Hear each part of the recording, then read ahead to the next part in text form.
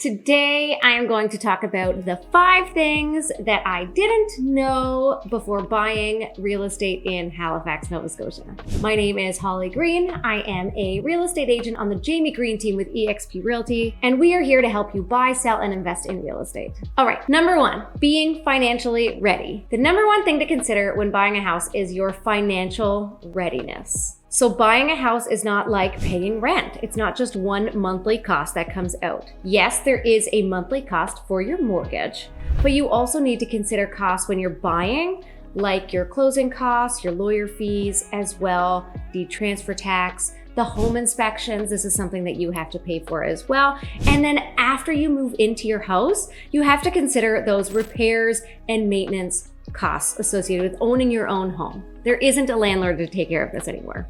Another thing, when you move in, you may need to put up some mirrors, some curtains. Those sort of things are out-of-pocket expenses as well, so be prepared for that. The next thing that's different for here in Halifax in the HRM is deed transfer tax at an amount of 1.5%. So that's 1.5% of the purchase price of your home. The deed transfer tax is something that's arranged with your lawyer so that your name is on the deed of this house. 1.5% of the purchase price, something I didn't know. Number 3, closing costs. So as I mentioned previously, you don't just get to buy a house. You don't just get to have a mortgage payment. There are closing costs. The lawyer needs to make sure that this house is in your name. So we like to say, including the deed transfer tax, have about 3% of the purchase price of your home available to go towards lawyer fees, closing costs, disbursements, all the stuff that happens when you need to buy a house. Number 4, closing day is not move-in day.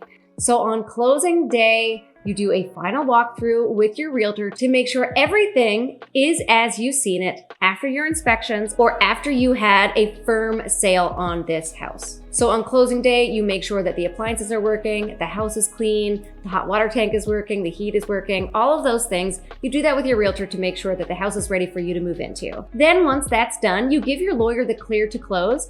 And a lot of things happen in the background between the lawyers and the mortgage professionals to make sure that this belongs to you, the funds are all transferred, and that you get to buy this house. Typically, this takes a half to a full day, so do not book your moving truck for closing day. Book it for the day after to be safe, maybe even a little bit longer. Oh my goodness, this one is huge. Number 5, when you firm up on your financing to get a mortgage on a house, that doesn't mean that you can go shopping before closing day. Please don't go shopping before closing day. If you put any other purchases on credit, like a car, for example, don't go out and finance a car. Don't go out and finance all the furniture for your house. Wait until after closing day, get all the mortgage figured out for your house, and then you can look and see if you can get approved for those extra purchases. So between your firm day, when you had a firm sale on the house, and closing day, do not finance any big purchases. Please, all of us realtors are begging you.